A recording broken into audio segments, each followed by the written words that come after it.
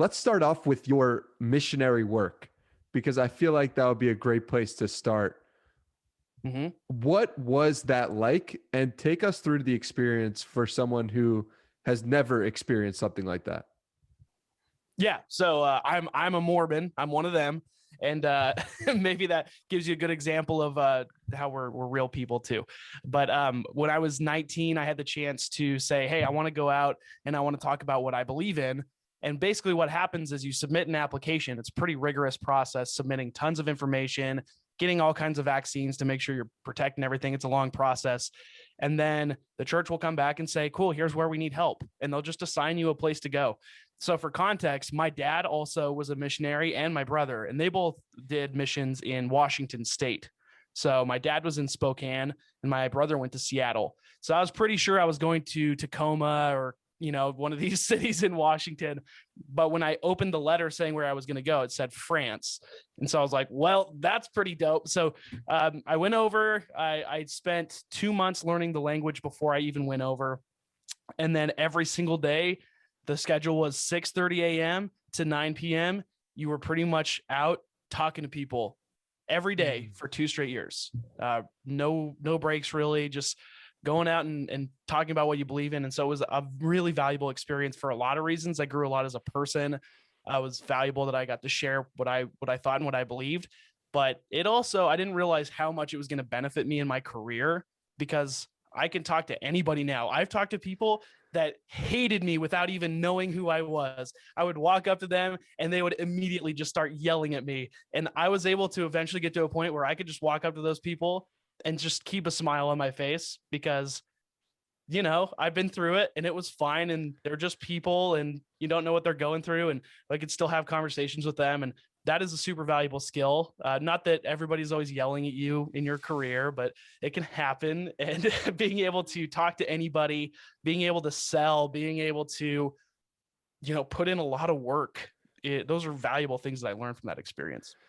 So you're on this, you have the schedule of 6:30 in the morning to 9 p.m. and you're just talking to people. What does that look like? Like, what is a typical day of doing missionary work actually like?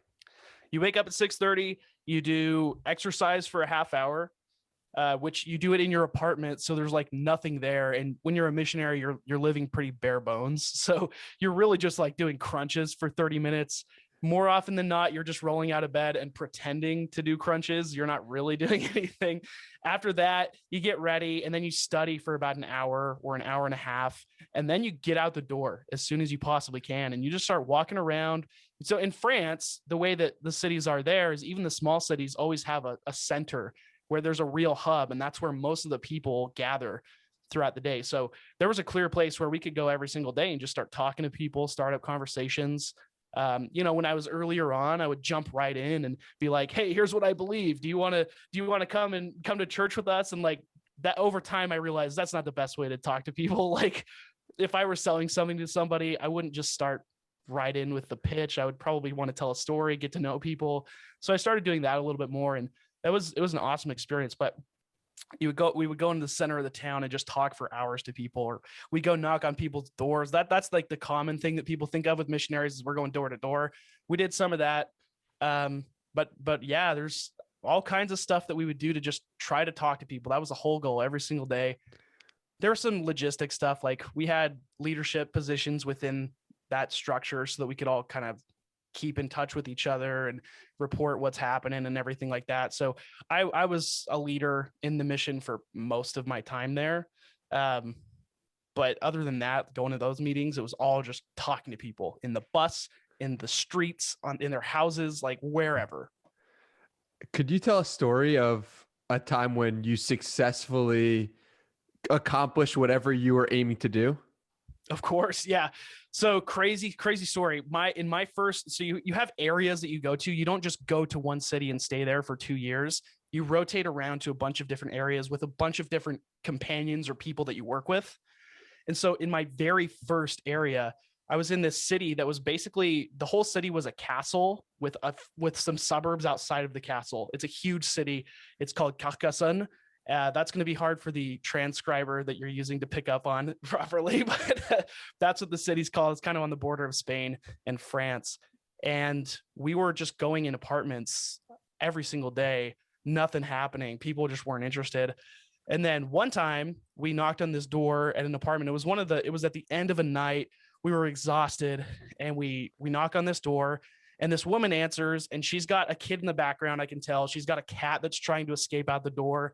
And it seemed like a total bust. Like this was just going to be like every other conversation we'd had that led to nowhere. And she flat out told us, like, we're like, hey, here's this book that we have. It's really cool. You should try to read it. It's going to change your life. And she just wasn't buying it. And so she went to shut the door on us. And we just had this feeling like, we need to stop this. We need to just like try to be persistent a little bit, but just be a little more persistent. So I put the Book of Mormon, I put the book in the wedge of the door to stop her from closing it. Pretty bold move at somebody's house. And she opened and she's like, what? And she just yelled at us. And I was like, you really have to read it. It's super cool. It's changed my life. And so she let us in. We chatted a little bit. And then 3 weeks later, she actually joined the church. Wow. So it was crazy. Like we went from total rejection, end of the night. Like that was the last door we were going to knock. And she even told us no. And it just flipped because we just paid attention to this one gut feeling that we had to, no, you just try something else, be a little more persistent. And she listened to the message and still to this day, she's going to church with her family and she got married and her son has joined the church too. And so that's a pretty cool story, like right from the beginning of my mission time. But I've got a ton of other ones that, you know, we could always go over after the fact. I know you don't want. What gave you the confidence to put your book on that door? No clue. Because I was still super new. I guess it's probably ignorance because I didn't know what to do or what not to do. I was just kind of in that phase, like, I want to make this work. I want to be the best. And so I just had that gut feeling and I actually did it. Whereas I had times before where I had a gut feeling and didn't act on it. So that it just happened that way. And I had no clue that it was going to work, but it did. What's the feeling that you get from successfully converting someone or successfully getting them to believe in your mission? Mm-hmm. Yeah, it's like at the beginning of my mission versus at the end, that the answer is different for both of those. Up front, you just kind of go through this training and everybody knows, like, you're there to baptize people. You're there to help people get converted. And so that was the goal for every conversation. But that eventually flipped from being like, oh, cool, we got somebody baptized, really quickly flipped the script to just being so happy for them. Because the cool thing about what I believe, and I think most people have some kind of belief system that's similar. They just call things by different names and whatever. But the cool thing about that was you could see the light in their eyes change as they were learning more and more. And as whether it doesn't matter, like whatever religion you want to believe in or not believe in, that's cool. I've got no problem with that whatsoever. But when you believe in something strongly and you believe that you have correct principles and you actually live them, and this applies to business too. If you believe you have good principles and you live them, you will be happier every single time, every time. And so when we saw people that started believing in these principles, started living them, they would be happier people. And that's the coolest part. It's not just saying like, cool, we got a baptism, put a check mark there. That's not how it was past like the first month or two out in the field. It was more just, wow, look at how happy they seem to be. Maybe we're onto something here. Maybe we should keep doing more of this. Easier said than done, but that's generally how I'd answer that. Yeah. And you gave me the transition into business and into, you working for. Tell the story of how you get your first job as in France. Yeah. So yeah, I was there for 2 years. So when I got back from my mission, I was 21. As you can imagine, everybody else that was my age was already 2 years into college. I hadn't started college. I didn't have any idea what I wanted to do. So I come back and the only skill I have is French. Other than that, I'm totally useless. I don't know anything about computers. I don't know anything about what I want to do. Totally useless, but I speak French. And so I started college because that's what they told me to do. By the way, I dropped out of college. So if anybody wants to talk to me about that, I've got all kinds of opinions, but I did start college because that's what I thought you're supposed to do. And I needed a way to pay for stuff because I didn't get any help with my college or anything like that. I came back and I was like on my own, totally. And it was a rude awakening. So I had to get a job, and I just so happened to speak French. And there was this company doing SEO called Boostability in Utah. And that was my in. They had a French Canadian team serving French Canadian clients. I just got in doing that. No idea what I was doing. I was just really good at French. And so I made it work. And then I learned SEO little by little, but I kind of didn't like it. And I thought there's no way that I'm going to do this for my whole career. But the joke's on me because that's what I've been doing my whole career. Well, what did you not like about it? I thought it was boring up front because the way that we were doing it wasn't, first off, that was in 2013. So that was when it was still a little spammy to do SEO. Like you could still spam stuff, and I didn't really like that. And I couldn't put my finger on it. And now I understand why I didn't like that. But the way that the company was set up was it was more task driven. So it wasn't strategic whatsoever. It was just, all right, here's a keyword, here's the website, build a link somewhere on some random site for this. And so you just write random things that you didn't care about. And for French Canadian clients, like most of the ones that we had were shipping container companies. So imagine writing links, writing little blurbs to link to about shipping containers 40 times a day and then going home. It's awful. It's so boring. Like there's nothing there. So that's what I thought SEO was. And that's why I didn't like it. When I moved on to agency life, I started to get into the strategy and understand that it was actually interesting and it was creative alongside the analytical portion, and that it wasn't just like copy, paste, create spammy links, all that good stuff. So I just had to see a completely different side of it to see the fuller picture, because my first exposure was extremely boring. And what got you hooked on it? Was there a specific moment? No, I wouldn't say there's a specific moment. It was a very gradual, like even up until a couple of years ago, I still didn't think that I was going to do this forever. I thought maybe I tried to learn to code a few years back and I sucked at it. And I tried a few other things that just, I wasn't actually that interested in. And I just kept coming back to this thing. And so that's how I knew that I probably was in the right arena. I just needed to narrow it in a little bit. And the moment that I started focusing more on just creating stuff and using my marketing skills to help that's where I really found my sweet spot. So I think marketing is a super powerful tool for creators that doesn't get utilized nearly as much as it should. And that's where I kind of found the bread and butter there that I actually really like and that I can make a career out of. But it took 6 years to get to that point. What do most creators not know about marketing? I think the common misconception is that you're trying to manipulate people, which does happen a ton. Like there are 99% of us marketers do ruin stuff. Like that's the common saying that marketers ruin everything. And it's kind of true. We do. But beyond that, if you look at marketing just as the way to get your message out there, such that like it couldn't have been done without that effort, that kind of flips the script on things. It's not just putting up billboards. It's not just running ads. There's a lot more to it. And you can get really creative with even those things that I just mentioned, but you can be really strategic and creative. And I like that side of it a lot. But most people that are not deep into marketing that try it don't come out with very creative stuff. So it comes out very stuffy. It's not interesting whatsoever. It's kind of what everybody else does.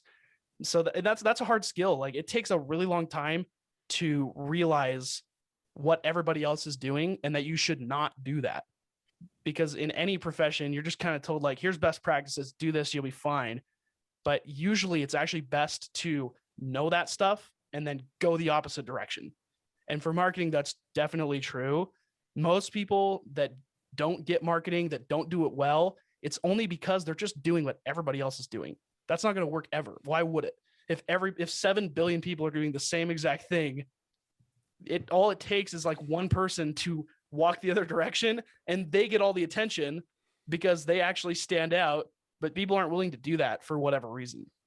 You need to learn the rules before you break them. And once you break them, then it's like, oh wow, that was genius. Yeah, Is that correct? 100%. Yeah, like anything that I've ever done that people think is cool, it's just because like I can just easily say, yeah, because I know what works and what doesn't. And I know I understand that deeply, but I also just don't care. And I show that I don't care. And that's why you think it's interesting, because it looks like maybe a little different than something you've seen before. The barrier to entry in marketing is still so low. People are so bad at it. Like even marketers, we're bad at it a lot of the time. You can't hit 1,000. You sometimes you bat 200, 2%, 3%, whatever. It's not possible to just nail it out of the park every single time, but that's what people try to do. And then it ends up just coming across as boring and ordinary. What's something that someone could do right now? Obviously, very broad, but give someone something that they could potentially latch onto and use as a marketer for whatever they're marketing. Yeah. I would say one of the cool things that I try to do, especially with outreach, this is a big thing in marketing. You're going to reach out to people. You're going to try to talk to people all the time and get your message out there. Try to find people where they are at, but where they're not the most popular. So for example, Danny, what's your biggest platform? Is it Twitter? Yeah. Okay. So I know that you're really generous with your DMs and you'll respond, but let's say that all of a sudden you're at 100K followers and it's no longer tenable to be in your DMs all the time and respond to everything, because it'll get to that point. If that's the case, and I want to get on Danny Miranda's show and you're not reaching out to me, I'm trying to pitch to you, then I have two options. I can either go on Twitter and try my luck at getting into your DMs and having it actually seen, or I can go to another platform where I know that you're there and paying attention at least, but you're not super big yet. So like, I'm going to check out Danny on TikTok and I'm going to try to get a hold of him on TikTok. Then you've got like 600 followers and you're going to be paying attention to the DMs because you're not getting a ton of them. So you see a notification from TikTok and you're like, I never get these. What is this? That's one thing that I like. You need to meet people where they're at for sure. But again, zag just a little bit and try to meet them where they're at, but not popular, because then you can actually get their attention. That's a big problem with email. You try cold emailing people. Sometimes it works. Most of the time it doesn't. People hate checking their email now. So take that into account, but also they get more email than probably anything else. So you're going to get lost in there. Find a way to get into an inbox that is not as crowded. I love that tip. And on the email point, I want to add something, which is that I found that adding attachments that are relevant to that person when sending cold emails is a useful tactic. So I just wanted to add that for anyone listening. No, that's definitely true too. And the reason why is because it creates some level of personability. Like you're personalizing that email a little bit more the more you add on to it. So the more that it looks like it didn't just come from my, basically spam from some kind of automation, the better. Yeah, absolutely. So I want to ask you about, you changed your Twitter name from UX Blake to Hey Blake. And I'm curious what went into that decision. When I really started creating on Twitter, I was trying to do Instagram at the same time. And that's a whole different story, but that's the username that I chose because I've been a firm believer my whole career since I've really understood SEO that user experience and SEO were actually under the same bucket and they should be talked together a lot more than they really are.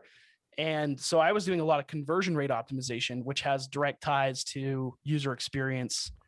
And I've been doing audit. I've done like 400, 500 audits of people's landing pages for this stuff.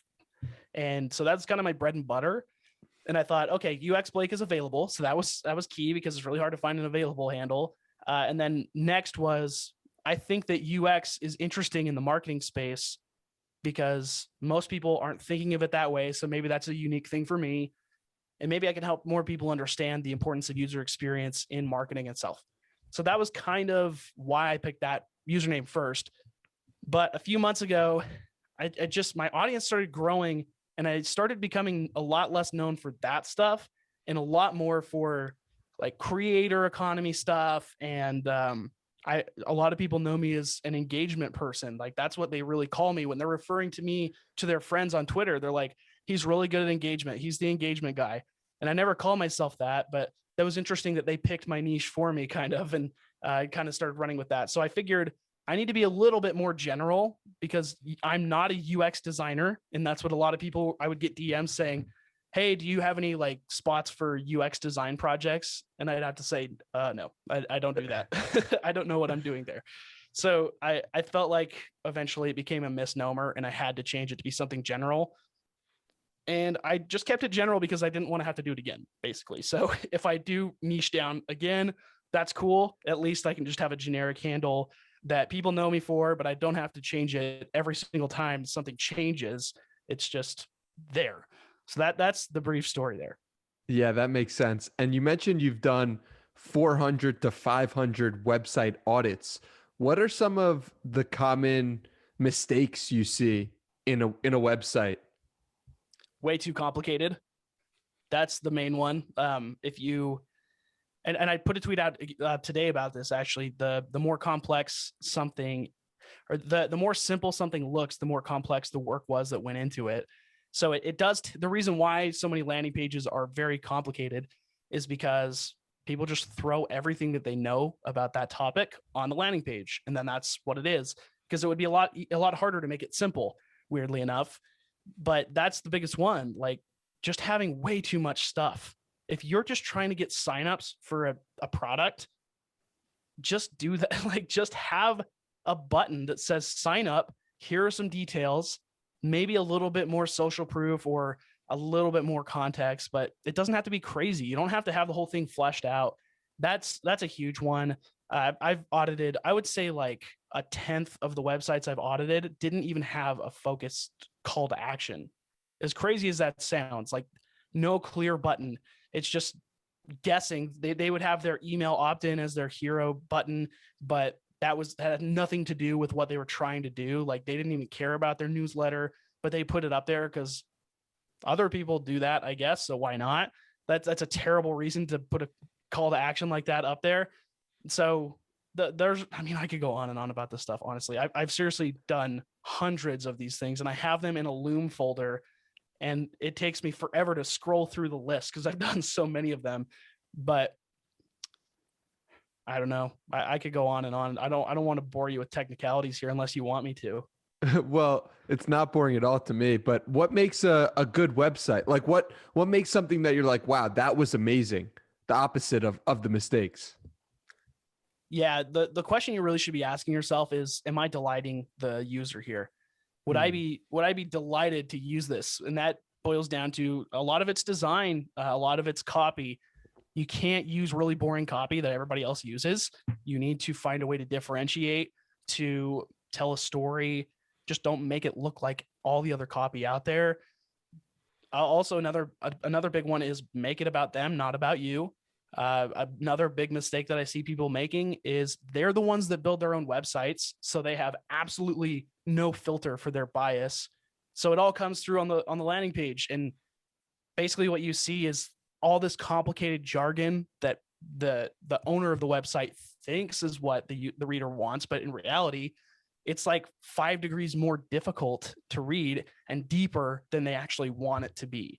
You need to simplify like crazy. Just simplify layer upon layer until you get to something that a 6th grader can understand. That's the lens you should be looking through. But the bias is crazy. It's very strong in some of these website owners, and that's a big one. So if you can make the website all about the user and what they want, which usually means simplifying, answering their questions, giving them free stuff, just ask, what can I do to make this about them? And then the second layer would be, okay, now it's all about them. Now, what elements can I add on to delight them? Would that be a cooler design that maybe they haven't seen? Would that be funnier copy? Would it be just, most of the time it just means having a really great product, but on the front end, you don't necessarily get to see that a ton. So show the product in action a little bit more on the front of the page. But there's so much you can do. But if you boil it down to making it about them and delighting them after that, you really can't have a terrible landing page with that formula, but you can still do a lot more to make it great. So when you take a website and want to make it good to great, what are those few things that make it great? Interactions, like interactive content. So instead of just having everything plain, make stuff GIFs of screenshots or GIFs of the software in action. Have a lot of social proof that's engaging. So video screenshot or video social proof, testimonials, stuff like that. And then interactions, like when you hover over things, they do fun things like they explode confetti. And, like there are a lot of examples of that stuff, but people like that. And you can really find ways to delight people. And when you get to that point, the hard thing is there's a reason that there's so few great landing pages compared to good ones, because at that point, there's nothing major you can do to make it great. It's a lot of really, really small things that you can do that eventually make it great. And so you have to be willing to basically look at a very good product, a very good landing page, and then add on tons of tiny things over time for it to become great. And that takes a lot of work and a lot of brain power. And most people aren't willing to do that. So you can create a great landing page, but it's probably going to take just as much time to get it from 0 to very good as it will from very good to great. That's very interesting. I've never actually thought about it like that. Switching gears here, I've noticed that you have so many different projects, and I went to look you up on Spotify doing research for this conversation. I come up with maybe like 4 or 5 different podcasts that you've started and created. Yeah. And it was shocking to me. And you also have such a long-term mindset. I've listened to podcasts where you've said, I want to be the person known for something in 10 years. And I'm thinking long-term. I'm not trying to cash in right away. Like that's how you're thinking. But at the same time, you're trying so many different things and your hands are in so many different buckets. How do you think about that juxtaposition? I think the reason why I say that I'm thinking long-term is because that's not naturally who I am. And I'm trying to will it into existence. So like I'll say on a podcast or I'll say on Twitter, I'm going for 10 years from now, or I'm going to try this thing and I'm hoping that I'll be consistent with it, knowing that my natural inclination is to start a lot of things and give up on all of them. So it's more trying to manifest something out there, and some things have stuck for a longer period of time. And then you'll see like most of those podcasts out there are not active right now. They've all died somewhere along the way, except for How I Built My Audience, which right now, guess what, is totally on hold because I'm super busy. So this stuff happens, and I have room built in to forgive myself when I do have to kill a project or I need to stall on it. But I try to put things out there that hold me accountable, and sometimes it works and sometimes it doesn't. But I'm not really scared of backlash or anything, because ultimately I really believe that nobody cares about you for a very, very, very long time. And then when they do, they'll forgive you for anything if you're just providing value. So it's not really scary to build in public that way, or to make projects that flop 2 weeks in and I just totally give up on them. I think it's actually a good power that I have, is the ability to recognize when it's time to quit something or when it's not. Like, maybe if I'd stuck with some of those, they would have actually turned into something great and I missed out on an opportunity there. It's very possible. But I believe that I've been focusing on the right things, but I just try new stuff all the time because that's interesting to me and it's fun. And then from there, whatever happens, happens. But it's a little bit different now. I've got this new product coming out, and that is not going to be the same, because like I have hundreds of people on the wait list for that are counting on me to launch. So it's a little bit different. So when something like that happens, that's going to be there consistently because I've built in accountability and basically no option but to ship. But a lot of these podcasts and stuff like that are just experiments.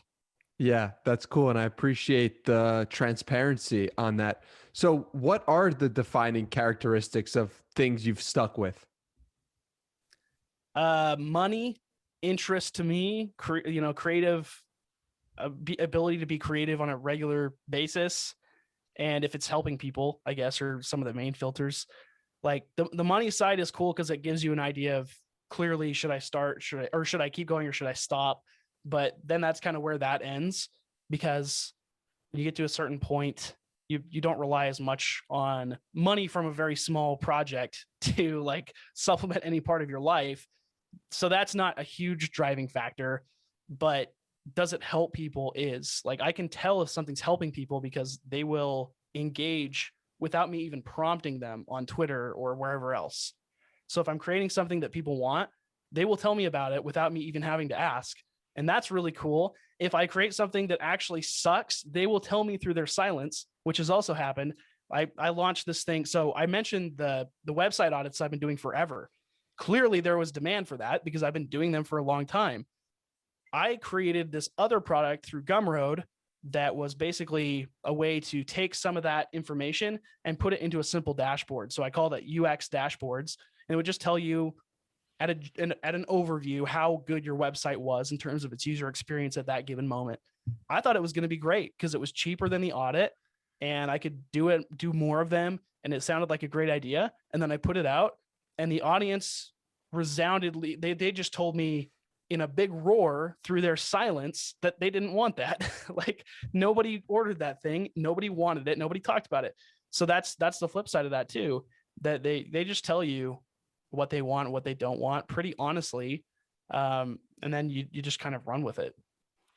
Most people, I don't know if most people is the right word, but it's like, that's very easy to stop at that point and say like, oh, you know what? No one likes my product.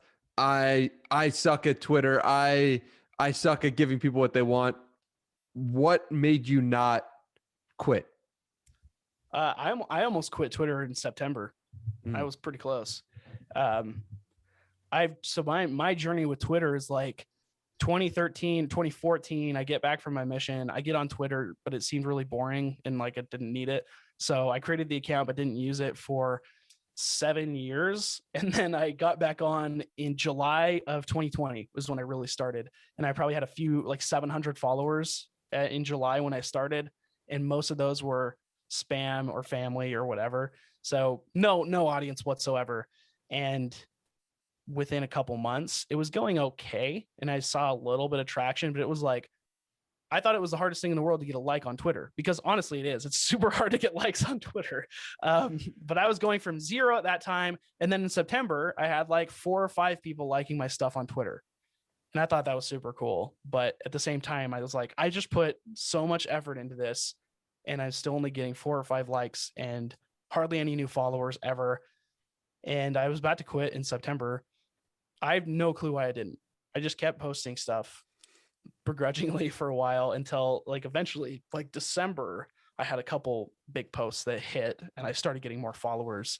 And since then it's been really consistent stream and it's been cool. And now I'm, 11 and a half, about to hit 12K.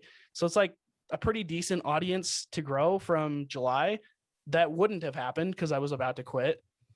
But I can't honestly just say like I'm impervious and I'm an Iron Man and nothing dissuades me from like, I could probably still be persuaded to leave Twitter under the right circumstances at this point. I need to grow stronger and build my foundation a little firmer there. But yeah, it's just like blind posting constantly, just putting out content, listening to Gary V, just doing all that crap, and and just not letting myself quit, even though I wanted to so bad because I recognized the value of it pretty quickly when I got back on.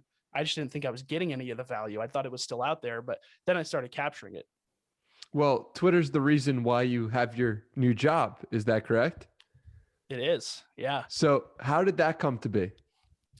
Well, so I've often said in the past year that LinkedIn was responsible for the first like 6 years of my career, but I believe that Twitter would be responsible for the rest of it. And I believe that that's holding up so far. I think that's true so far. When I started growing faster in December into January, I was getting noticed by more and more people. And then Paul Yakubian, the CEO of Copy.ai, and Chris Liu, the co-founder, started noticing me a little bit, and we just chatted in DMs. And he was like, "Hey, what's up? Do you want to do marketing for us?" And I was like, "I don't know. Let me think about it." And so I was actually pretty happy at my job at the time. I was working for a company called TalkDesk, and I was a senior manager there with a team and working with people across the world, and it was pretty cool. Kind of a boring industry, but interesting work still, and good people to work with. And so I wasn't really looking to go anywhere, but eventually Paul was just like, yeah, you can be our CMO. Do you want to come on board? And I did. It was pretty quick, honestly. Like I just had to make sure with my wife that we were going to have insurance, and then we were good. So that was like the big blocker, but it was a very quick process, because when you meet the right people that share your values and an exciting product is attached to that, it's really easy to make that decision. And that's something that a lot of people don't get. And I'm very, very lucky and grateful for that opportunity, because I know that doesn't just happen a lot of the time to people. But I believe that the reason that I got noticed initially was because I was just trying to give everything away that I knew. I wasn't selling consulting on the side to upsell, wasn't doing anything else. I was just sharing like, hey, I've been in marketing for 7 years. It's not that long, but it's pretty long compared to some of you. Here's how you can have some modicum of success in marketing early in your career. Here's how you can launch a product. I'll show you how to do that. I'll show you how to not do that. I'll show you all kinds of different unique ways to use Twitter or other social media. And that's what I did for free. And I started getting noticed. And that's really how it happened. So yeah, if I had stopped in September, my life would be a little bit different at this point. I think it's safe to say. And I'm glad that I didn't. So I read somewhere that it was only 3 Zoom calls you and Paul had before actually making the switch. What was discussed in those 3 Zoom calls? Very little, honestly. The cool thing about this opportunity, like I mentioned, it was just super easy to make the decision, because I have never had the opportunity to market a product that I actually used, as crazy as that sounds. My whole career has been at Boostability, that SEO firm where we were doing spammy backlinks, and then agency life, where I was working with a bunch of different clients, mostly in boring industries, and they paid us well, but they were really demanding. And so that was like very taxing on your mental health and everything. Then I moved to TalkDesk. Well, in between all of this, I'd been doing consulting and side work for like this entire time. So I was learning a lot more there than I was in my jobs usually. And then I moved to TalkDesk, and it was a really good experience, managing a team and adding that on and everything. But kind of just lost my train of thought. Yeah. So leading up until that point, TalkDesk is a call center software. And I'm one human being, so I can never use call center software. That doesn't make sense. So I never got to use the tool. So leading up into this point, it's just been a lot of other people's stuff that other people care about, and I'm responsible for marketing it. This time, it was a tool that I had already played around with and really liked, and I could see the groundbreaking potential of that tool. So first and foremost, before even talking to them, I thought it was cool, which planted the seed. Like, I would be able to market something that I use using the tool to market the tool. Like, I can create copy to promote Copy.ai. That's pretty cool. So there's like this loop of just really cool possibilities there. And then when I met Paul and Chris, they're just really energetic, nice people with a big, big vision. And you've talked to Paul, so he's like a wacky inflatable arm flailing tube man. That's how I describe him. He's one of those, like, in the parking lot of the car salesman. He's just like always waving around and, high energy guy. And so it was really easy to be sold on that culture because the vision was so huge, and I was going to be able to do really, really cool things with this. So yeah, very few Zoom calls, only maybe 3, maybe even 2. I don't know. Maybe my memory's failed already, but it was pretty short. Just like, get to know you. What do you think about the product? What do you think about the future of this stuff? And then it was a whole lot of me saying, yeah, Paul, I don't have any idea what AI is. And then he's like, that's okay, we'll get you up to speed. That was pretty much what it was. And then we figured out the terms and it was set. So it happened really quickly. Yeah. And what have you enjoyed most about the job so far? It's challenging because we're starting from complete scratch. I was hire number 1. So I had no reference point. There was no onboarding process. There was no marketing department, no marketing efforts. It was all word of mouth. And so that was actually really cool for me, because I got to help build out the onboarding process, and I'm helping build out the culture. And that's not even touching on any marketing stuff. Then I get into marketing. There's 0 there, but we need to be at like 37 from zero. And so you have to make that leap super quickly. And a lot of the marketing department gets to take my personality and my vision, which is an opportunity that I haven't had before, really. It's always been fitting into somebody else's vision. And that's been super exciting.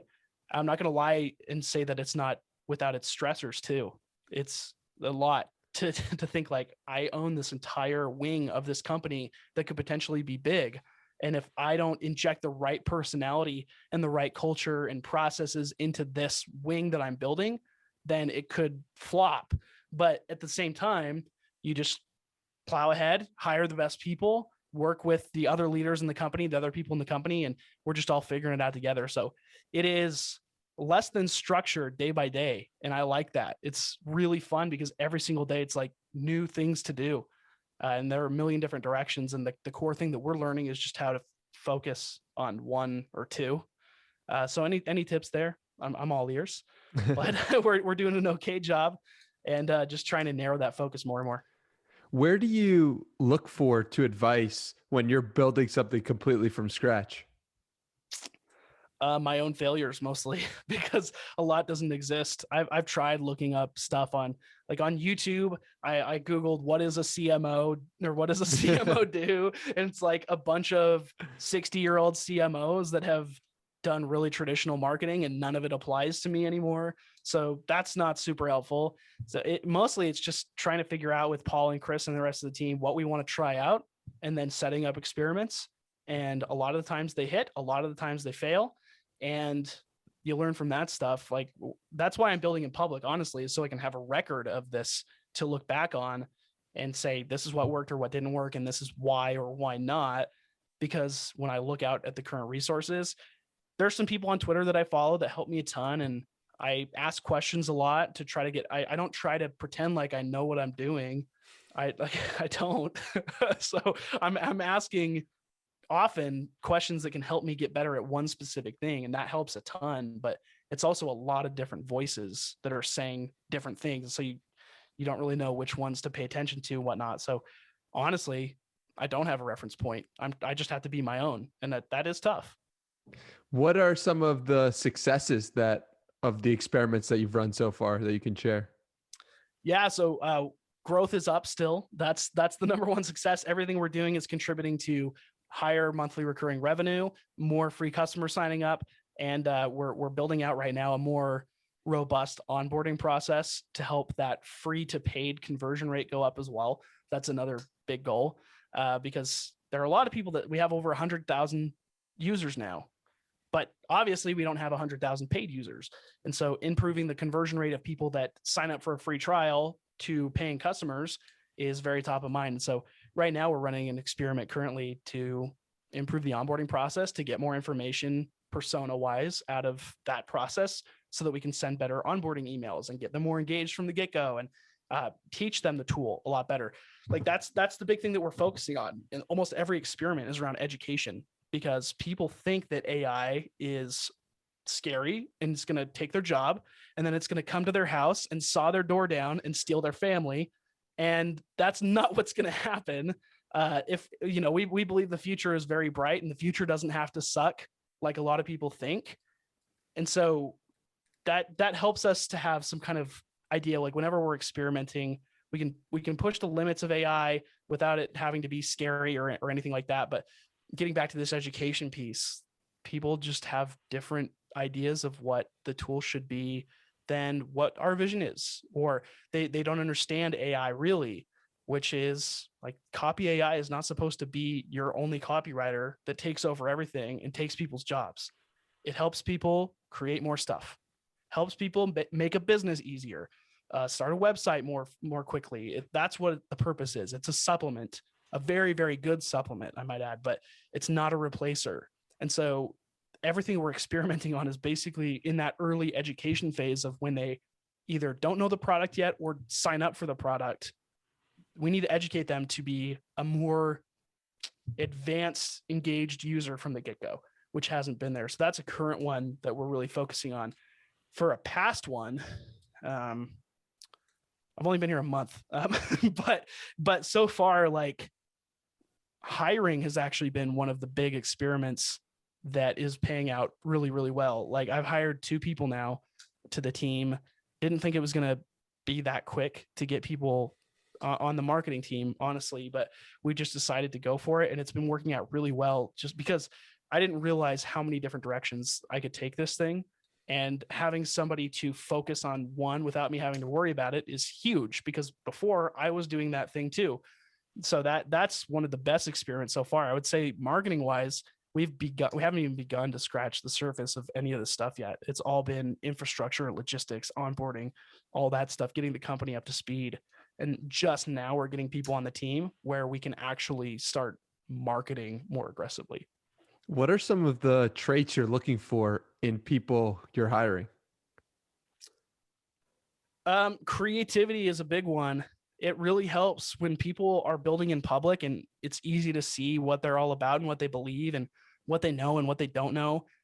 That's really appealing in a candidate, because I don't need to look at your resume, which resumes don't really tell you much anymore. Anyway, they never really did.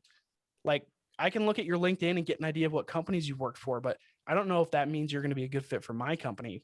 And I don't get any sense of your personality or how you actually work. I just get the title. So when people are building in public and openly being creative, it's really easy to see right off the bat, like, oh yeah, that person's super talented. We want that person. You know, with Austin, who we just hired as our video lead, he does not have a big audience yet. And he has a YouTube channel with like 5 videos. But if you look at the videos, they're freaking great. They're awesome. And I would have never found him without a Twitter thread. I don't even know where it was, just some random Twitter thread where his name got brought up, and I checked it out and then watched all his videos. But within 5 minutes, I'm like, oh yeah, okay, so he can do exactly what we need to tell our story. I don't get that from a resume. So I would say the number one thing is build in public. That's what you can do. Create stuff openly. If you do that, you have a better chance of getting hired because people can actually tell who you are. So the interview process is shortened like crazy. Everybody gets aligned more quickly with values and everything. And it just makes the whole process so much smoother. Yeah, that makes sense. That's a huge one. So I want to talk about, way back in your journey, you got thrown into the waters of, I believe, the agency that you were working at. And how do you think that impacted your current reality and helping you today? Yeah. Are you referencing when I joined an agency and then got thrown into a management position on the interim? That's exactly right. Okay. Yeah. So my first agency that I worked at, I got hired and didn't think that I was qualified to get that job. And I got it, and I was really happy about it. Got started in SEO. And then we had this director of SEO that was there for a few weeks where we overlapped. And my job was not to be a director of SEO. My job was to be like the scrub SEO, barely above an intern, barely getting paid type of guy. Like that was my job. And I was working with the SEO director because we were the only 2 people just dedicated to that in the company. A lot of agencies have like very siloed approaches where they have an entire SEO team or an entire paid search team or whatever. This was more like everybody was expected to have a few different skill sets, and we all just kind of helped each other out. And then you just worked on teams. So that was more of what I was thrown into there. And there were not very many SEO people in there. So I was working directly with him, coming up with a bunch of processes and strategies and stuff. And then he got fired without me knowing. And I was the only other SEO person there. So for a short while, it wasn't very long, but for a short while, I was the only SEO person there, which meant that I was in the interim managing the SEO strategy and processes for our company. And thankfully, there were still other people doing the SEO specialist work on the different teams for the different clients. But when it came to like processes and strategies and stuff, it was on me. And I was probably 1.5 to 2 years into my career and still had no clue what was going on. So I made a bunch of stuff up. I tried to learn as quickly as I could about what we should be doing strategy wise. And it was awesome and brutal. As like, that's what agency life is. It is brutal, but it can also be really awesome for your learning. And that experience was the most hands-on thing that I've ever had happen to me that just catapulted me probably an extra year or two ahead of my career than I actually was, because people were just looking to me to do stuff. And thankfully, props to that whole team there too, because I know that I was being handheld a little bit because I just was not qualified whatsoever to do that. But people actually listened to what I thought and what I said. And that also was a huge part of this. I felt empowered to do more work along the lines of what I was doing, because even in a time where I was clearly unqualified, people were listening to me and taking my advice and working with me on this stuff. And that was huge. You don't get a lot of feel good moments in agency life, honestly, because even when you get good results, the client wanted more and they'll bite your head off. So this is one of the few times where I just had like a heartwarming time with my colleagues. I was actually in an agency setting able to grow. And there were a lot of rough times too during there that I probably blocked out of my memory, but yeah, it was super valuable. Yeah. And it's now like come full circle, at least appears from the outside, where you are in the role of leading a team again, but you have more experience and are better able to navigate the waters. Yeah, I think one of the big things now, I obviously understand a lot more about marketing, and I'm not just an SEO person now. I've really expanded to be able to touch a lot of different facets of marketing at this point. But I think my biggest advantage is I know really well how to search for stuff now, and I didn't know how to do that before. When I was in that position, I didn't know what to look for to help me be better. And now I have access to people that I know I can rely on to help me when I'm just not doing well. I have access to Twitter, which I didn't have an audience there before, to give valuable feedback. I just know how to Google stuff better now to learn what I don't know. So that's a huge part of it too. Yeah, there's tons more experience. I've gone through a lot since then. I feel like there are a couple different inflection points in my career that, like I mentioned before, have advanced me further in my career than I actually was. So I feel like I've probably got more like 15 years of experience in marketing than but I really have like 7 or 8. So that's, yeah, you can't deny that the experience really counts, but it's all like the savoir faire of the other stuff, the knowing how to get help, knowing what to search, knowing when to, at least being comfortable just saying, I have no clue. That's been a huge part for me too, because early on in my career, no way you were catching me saying, I don't know. If somebody, even at my first job on my first day, when someone would ask me, do you know how to do this link building thing? I'd be like, yes. I would say yes. And then I would freak out and try to figure it out. And I would figure it out eventually and ask more questions. But now I'm just like, I had no clue. Let's figure it out. I'm a little bit more confident in what I don't know. Do you think that was to your benefit back in the day? Because when you're young and inexperienced, it's helpful to just say yes to everything. To a point, yeah. I think it did help me for the most part, like overall. But on a case by case basis, I'm sure there were a lot of chances to actually learn something. I was definitely the type of person early on in my career that missed out on really learning processes and how to do things because I was too prideful to just say I don't know. So I probably could have learned a lot quicker if I would have just admitted it.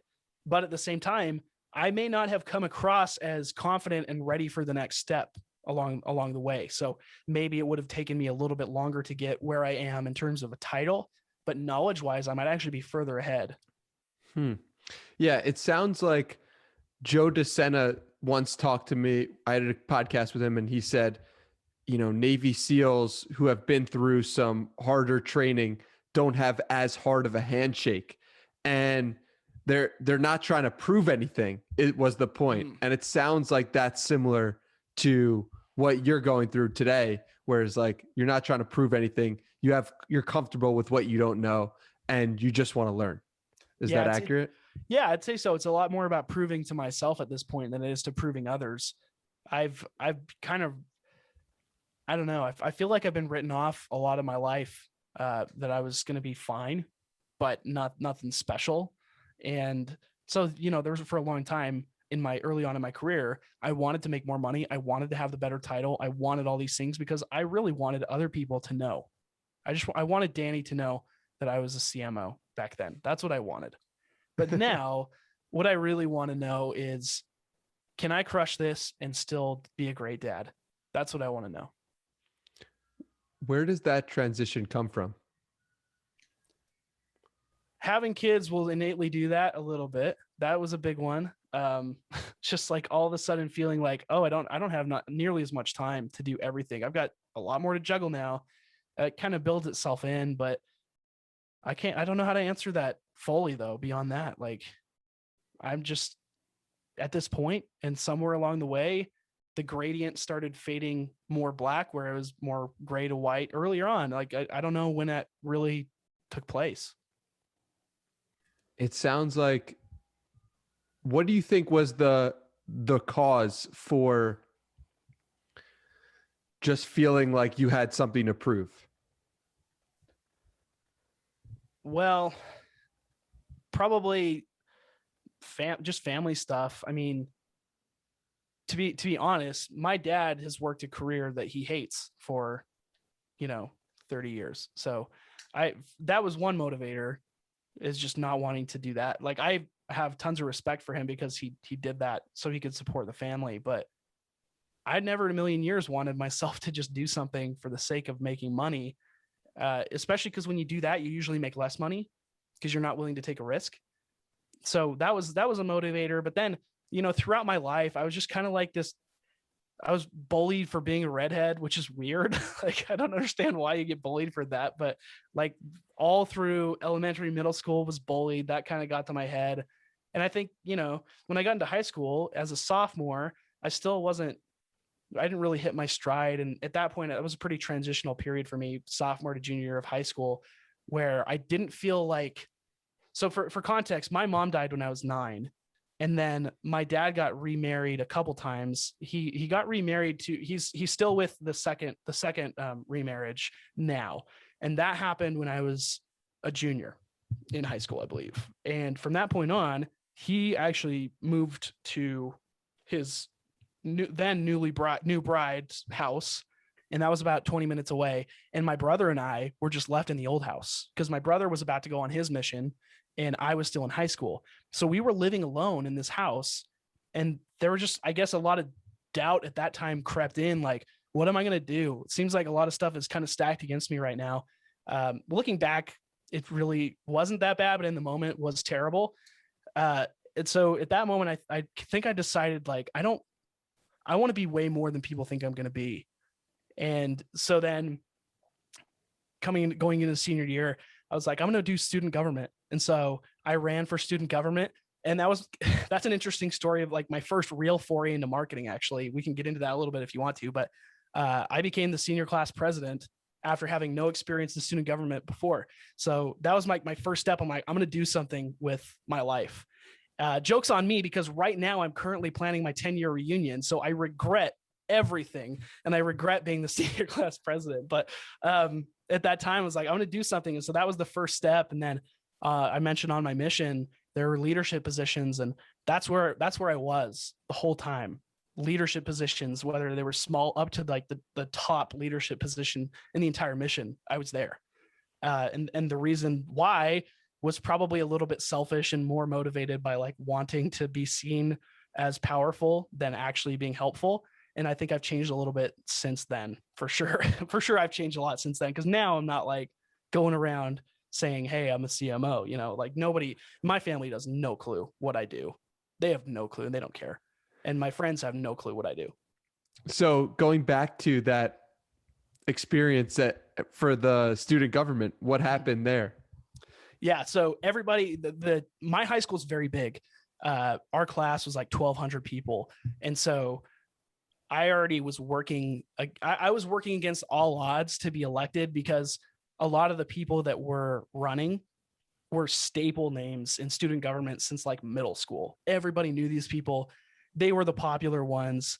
And I was just this quirky kid, and I had some friends, and I was like, I wasn't popular, but people knew me. They thought I was funny. That's fine. That's what they thought I was. And so I was like, I got to do something weird with this campaign, because most people get the big poster boards and they'll just put vote for Haley, vote for Amanda, whatever. And that's it. And I was not going to do that. So instead, I limited my posters to a single piece of paper size for every poster. I kept them super small. And then my whole campaign was based on a farce. So I have a picture of me when I was a baby, and I was just a monster. I was so fat as a baby. And so I got that picture put on a t-shirt, and my whole campaign slogan was vote for Blake and together we'll fight childhood obesity. And that was my campaign all the way throughout. And I don't know where the t-shirt, I think I still have one, but I would just wear that t-shirt every day. I would just wash it after school and wear it the next day for like 2 weeks. And then on my posters, I would make puns about Pokemon or Harry Potter or whatever we were into at the time. And it was just all on tiny little pieces of paper. And I just spammed the school with this funny crap that barely even said to vote for me most of the time. People just knew that I made it. And then when it got to voting time, I captured like 97% of the vote. You could vote for like 4 people, I think. 97% of the people voted for me at least one time. So it's like, wow, cool. And so then I got, that's just to get elected as an officer. The title comes after, and you go through a bunch of interviews with the counselor that's in charge. And then I was elected the president. So pretty cool. But when I look back, I had no clue that was marketing. I just thought I was being funny. And then I look back and I'm like, hey, I have a clear first story for when I really did marketing well. It's kind of cool. It's crazy because that is what you saw with GameStop, and what you saw with Dogecoin is memeing, creating something and actually changing people and changing people's opinions and changing people. So it's crazy that you were doing that 10 years ago. You were memeing before it was cool. I had no idea. And I didn't realize it until like a year ago even. But now I'm just like, that's cool. I even wrote a blog about it because I realized it was cool way too late. But that, there was a reason that worked, because it was just, again, like I mentioned at the beginning of this podcast, it was upon the same foundation as the other campaigns that other people were running. Like I was still promoting with paper and with pen, but the way that I was doing it was way different. Like it was hard to read my stuff. So you would, like, I don't know what your high school looked like, but there were pillars in the middle of the hallways, and the hallways were really, really wide. So there was a pillar in between all of them, like every 20 feet. Every pillar had mine right there. Nobody was using these because they didn't usually get too much foot traffic, because our high school was so spread out that, there was enough, like people weren't very crowded in there. People were using the common area like crazy. So in the common area, you go in there and it's just plastered with these huge posters. You go into the hallways, that's where I was. I was just off in the nether regions of the school with these tiny pieces of paper. And I started noticing people huddling around the columns where they would never do that before. And they were just looking at my stupid my piece of paper, and it was hard to read. And that resonated. Like you get one person exposure to that one time, they're voting for you, guaranteed. And I didn't realize that, but those principles kind of stuck with me, I guess. It's going where people are not, but it's the small area. It's the secondary source, like you were saying before. Yep. And you were doing that way back 10 years ago. Incredible. Yeah, it was a fun time. So I'd like to wrap this conversation up. Blake, this has been an incredible fun and incredible time. I'm really gracious for your time. Do you have anything else you'd like to discuss, or anything else you'd like to mention before we come to a final close? Well, first off, thank you, Danny, for having me on. This is awesome.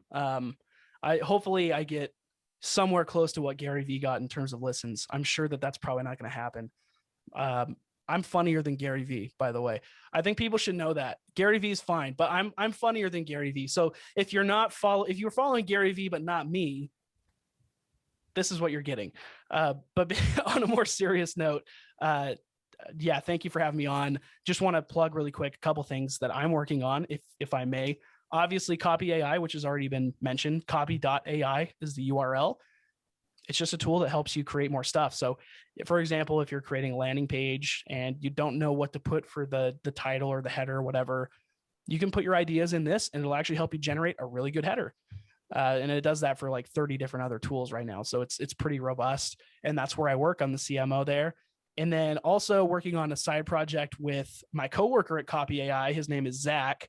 And we're working on something called Float, which is a an online course builder that is built on top of Notion. So if you've ever used like Super to create a website from a Notion page, this takes it to the next level and actually lets you host an entire course formatted like you would expect it, all the functions that you would expect from an online course builder, and you can do it all from Notion, basically. So where you're taking notes in Notion, you can just push that into an online course immediately. So that's what we're working on as well. And outside of that, I am happy to answer any other questions, any lightning rounds, anything else that you want, or to close up here. But just happy that I was able to be on. Yeah, Blake, this has been incredible fun.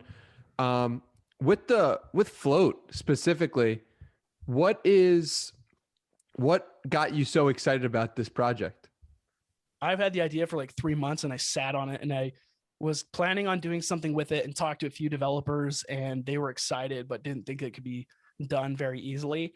And then just decided to do it when I met Zach, because he actually built Potion pages, which is very similar to Super. He built something like that and already had this whole set of code built for that first part of it. And he's like, yeah, we can do this. It's going to be great. And so when he was on board, I was full steam ahead to revive this thing. But yeah, it almost died. If I hadn't met him, it probably would have died. What really excites me about it is a couple things. First off, I am creating courses pretty often, and I've hosted a course of my own on Notion using Super to make it into a website. But you're missing out on like being able to mark your progress or gate the content or get paid for it or any of that stuff. So it's not really an online course so much as just a bigger blog. And that didn't really work for me. Another part of it is when I started the Twitter MBA, which I'm also building out right now, I was looking at stuff like Podia, and they have all the functions you want. It's a great software. The problem is that Twitter MBA is going to be free, and Podia's plans start at $40 a month for the base plan, and they're like $80 a month for the plan that you probably actually need.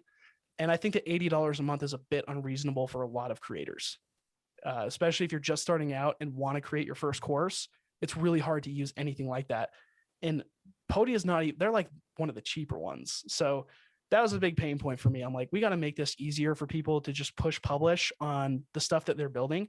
And if we host it on Notion, because the CMS is, we can use that as a CMS and it's all built there, we can make this way cheaper for people and have all the same functionality. And they don't have to copy and paste their notes from what they're building from Notion into Podia. They just push publish and it's live instantly. So there are a lot of reasons to do it. It's mostly selfish because this is one of those rare ideas that I actually have this problem and it frustrates me so much. So I'm building it. That's one of those. Well, I'm looking forward to checking it out. I'm on the wait list for it to come out, and the link for that will be in the show notes, as well as all the links that you mentioned.